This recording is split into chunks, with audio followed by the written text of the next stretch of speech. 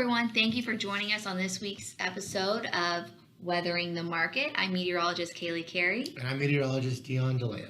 And today we're going to talk about something that actually happened starting early yesterday morning and has carried on to today, but we had actually forecasted this as of last week. That's right. We've been keeping an eye on this for, actually, I think probably a couple weeks now. Yes. We just kind of talked about it last week. We did, and this goes into how we were saying how we're basically in this juice box right now. The Gulf of Mexico is acting as a juice box, and then all of that moisture precipitation is making its way and funneling its way up into the Dakotas, Canadian prairies, being filtered up through the straw. That is basically the Trans-Ridge Gap between the Saharan Heat Ridge and the Bermuda High.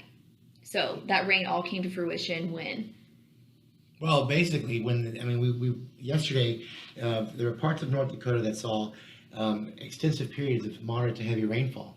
I mean, some of these counties reported some extremely high numbers, which was very beneficial for much of that region just because of the fact that, they've been so dry.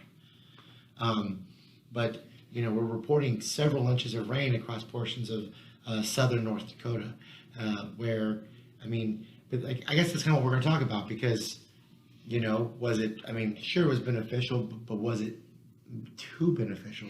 Right. And when Dion's saying several inches of rain, there are locations that received anywhere from 10 to 12 inches of rain. And that was primarily in Stutzman and Kidder County where these storms really started to blow up. And there were reports of flash flooding along with these storms as well. So it was a lot of rain really fast. Basically what happened is this mesoscale system developed, i.e. thunderstorms, and they kind of backtracked throughout the day all across southern North Dakota and then eventually dipping down into the northern portion of South Dakota by the end of the evening. But we're looking at swaths of rain anywhere from 4 to 8 inches in the most southern areas, and we're talking from Richland County all the way over to the Three Rivers region, seeing anywhere from at least an inch and on upwards. But the heaviest amounts were seen in Stutzman and Kidder County.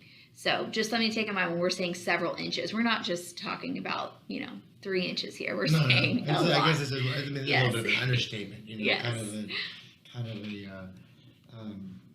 Just a dramatic understatement, so to speak.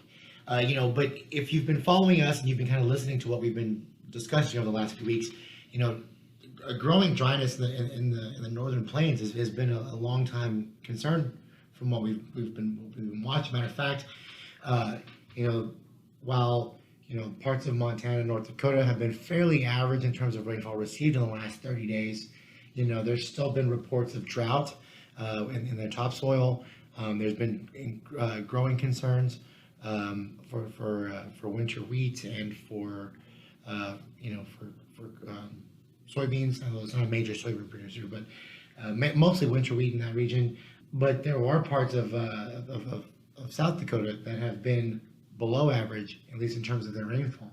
And this is important because this could potentially track over into parts of the Corn Belt and Minnesota, Iowa, which are beginning to see, dry conditions start to take over in those areas. Yes, and I think I'm glad you brought up Iowa because I feel like moving forward, this might be, obviously we've been talking about the Dakotas for a while now, but with Iowa being one of the main drivers in the market, that's the region we're going to be having to watch closely because when you look in the long range, the rain is eventually supposed to be there, but there's still some dry pockets in Iowa, and it kind of correlates with the same dry regions that we were seeing last year up in that northwest corner and kind of like central western half of Iowa. So just something that we are monitoring.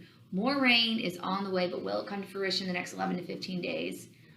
We'll have to wait and see. Absolutely. We'll have to see if it's actually, enough to really help out, in a positive way. Too much at one time could be a bad thing, so. And what about the eastern half of the Corn Belt? Do you think they're seeing too much rain, or do you think they're okay? I think at least as far as the eastern half of the Corn Belt, they've been pretty inundated going into the season. As a matter of fact, looking at some of the rankings, they've been about average for the most part. And we've seen several inches of rain again over the last 30 days for them. I think I think if we get a pretty good swath of heavy rain that moves through the eastern corn belt, they could see some inundation there. They could see some localized flooding, which could be problematic. Oh, definitely. So definitely a lot to watch moving forward. I think it's going to be a volatile market over the next couple weeks. Very much so. Very much so. If you have any questions, we'd love to hear from you here at Minuteman Weather. Thanks for tuning in, guys. Have a great week. Thanks for listening to this week's episode of Weathering the Market. We love sharing all this information with you guys, and if you didn't already know, we work for a company called Minuteman Weather, which provides a full range of energy and agricultural weather services. If you would like to sign up for a free trial or request more information, check us out at minutemanweather.com. We'll be back next Wednesday. Thanks.